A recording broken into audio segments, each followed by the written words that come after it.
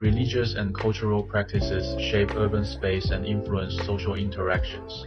In Zhongli, many Southeast Asian immigrants run shops and restaurants around the train station and Zhongping Commercial District, creating multicultural spaces and new forms of community and identity. The streets of Zhongping Commercial District are characterized by Southeast Asian restaurants, grocery stores, and multilingual signage, creating a distinctive urban cultural landscape.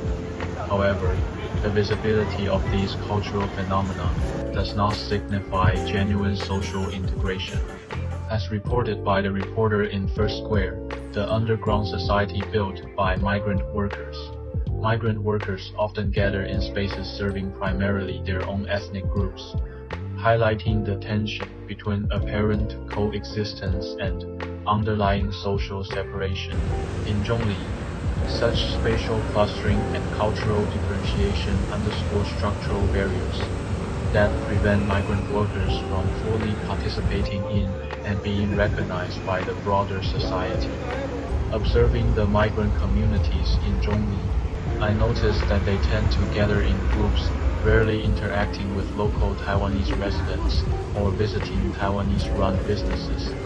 Instead, they concentrate in spaces dominated by their own communities, such as Southeast Asian restaurants, grocery stores, or even clubs. This pattern suggests that visible multiculturalism does not necessarily translate into genuine social equality.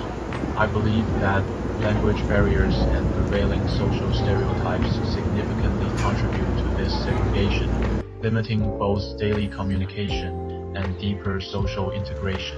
A report by the reporter notes that Taiwanese society still exhibits strong opposition to the introduction of migrant workers from certain ethnic groups, reflecting cultural prejudice as well as concerns over language and social differences. Consequently, migrant workers tend to remain within familiar community networks. Yet, structural and social obstacles continue to hinder their full participation and social recognition. Through observation, it is evident that the coexistence of multiple cultures brings new vitality and character to the city. However, for multiculturalism to be genuinely integrated into urban life, urban planning, and social policies must actively promote interaction and understanding among different groups. For example, introducing multilingual signage in public spaces, organizing cultural festivals, or establishing cross-cultural exchange platforms can help reduce language and social barriers. Urban design often prioritizes mainstream users, overlooking the needs of marginalized groups. In public transportation, priority seats were originally intended to accommodate the elderly, pregnant women, and people with disabilities. People aged 65 and above account for 18.35% of Taiwan's total population, highlighting the growing need for inclusive seating design. However, in practice, some passengers may hesitate to use them due to social pressure, while those who truly need the seats may not be able to access them. This raises a critical question. Does urban space design truly respond to the needs of vulnerable groups? Urban design should respond to the actual needs of all groups, rather than focusing solely on mainstream users. Design should clearly consider the needs of different groups, rather than emphasizing signs or symbols. In a real-life case that occurred in Taipei, Metro, an elderly passenger became angry when a young person occupied a priority seat, leading to a physical confrontation. Even though other seats were available, this shows that even well-intentioned designs may fail to meet the needs of vulnerable groups if user behavior and social norms are overlooked. I believe that to plan neighborhoods and public spaces that respond equally to all groups, designers should prioritize needs, integrating physical planning, user behavior, and public education. Designs should consider the potential barriers faced by different groups and use flexible policies and environmental guidance to ensure that marginalized populations genuinely benefit, rather than passively relying on others' goodwill. The priority seat case, together with international experiences, shows that physical design alone cannot guarantee equitable use. In Taiwan, elderly or vulnerable passengers sometimes hesitate to use priority seats due to social pressure or fear of conflict. In the United States, elderly passengers are generally not given priority seats, and pregnant women are considered ordinary passengers, while children and women often receive priority seats. In Japan and France, elderly passengers may initially refuse offered seats to avoid being a burden. In South Korea, designated seats for the elderly are strictly enforced, and failing to give up a seat may lead to reprimands. These examples indicate that the use of priority seating is not only a matter of physical design, but also involves cultural norms, social behavior, and public perceptions. Therefore, urban design must address not only physical accessibility, but also behavioral and cultural dimensions. Truly equitable neighborhoods require a holistic approach, combining inclusive infrastructure with education, signage, and social initiatives that encourage cooperative and respectful use of public resources, ensuring that marginalized populations can genuinely benefit. Gated communities are highly exclusive residential communities, formed through walls, controlled access, and private security.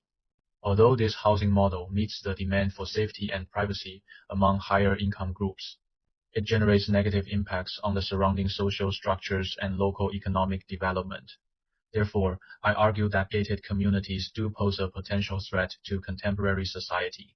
One of the most direct threats posed by gated communities is social and spatial segregation. Their enclosed environments block streets that would remain connected, reducing urban permeability and weakening links between different neighborhoods, while limiting interaction across income groups. Additionally, many gated communities occupy large rural areas, often destroying farmland and natural environments. Brentwood Circle in Los Angeles closed off 5 previous public streets in 1995 and installed 24-hour security gates. This transformed public streets into private spaces, restricting the mobility of surrounding residents and reducing opportunities for sharing and interaction within the area. Over time, such institutionalized segregation undermines urban social cohesion and exacerbates existing social and economic inequalities. Furthermore, gated communities also pose economic risks. They will concentrate capital, services, and investment within their boundaries, weakening the economic vitality of surrounding areas. In Santana de Parnaíba, Brazil, more than 200 gated communities existed by 2024, with nearly 90% of residents living inside them. These communities operate with their own internal road systems, security, and leisure facilities, forming almost self-sufficient enclaves. Economically, because most infrastructure is privately maintained, public tax revenue decreases, limiting the government's ability to provide equivalent quality roads, public services, and infrastructure outside the gated areas. As a result, capital, investment, and high-income populations remain inside, while surrounding districts stagnate due to a lack of resources. Santana de Parnaíba's average monthly income exceeds $8,000, with a Human Development Index of 0.862, creating a sharp contrast with neighboring low-income settlements.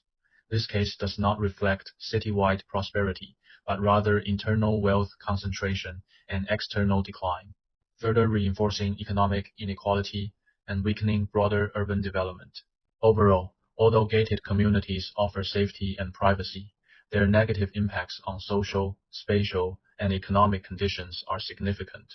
In my view, urban planning should balance security with inclusiveness by safeguarding street connectivity, providing shared parks or plazas, promoting mixed-income housing, and encouraging participation in public facilities or community events.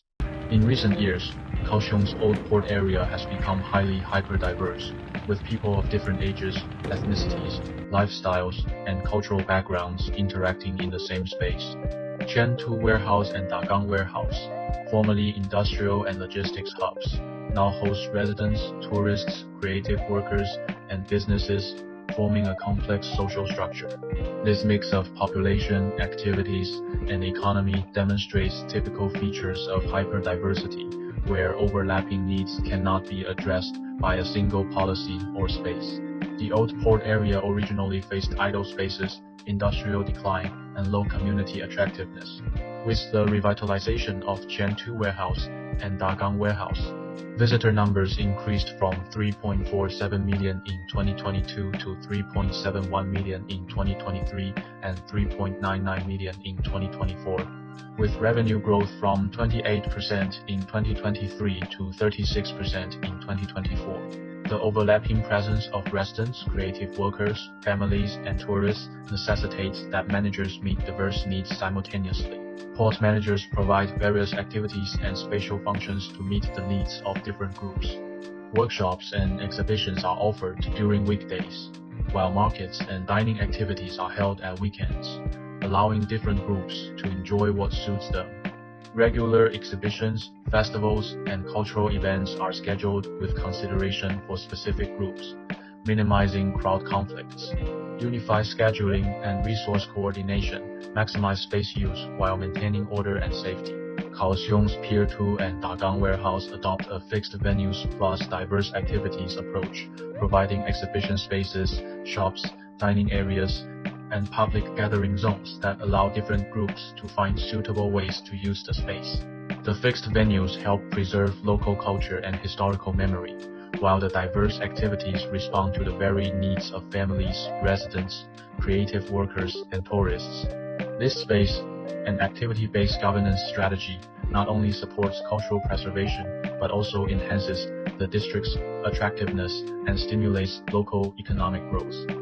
Meanwhile, the increased interaction among different groups in shared spaces strengthens social cohesion, and the rising visitor numbers and spending further support surrounding industries, allowing the Old Port area to benefit from hyperdiversity.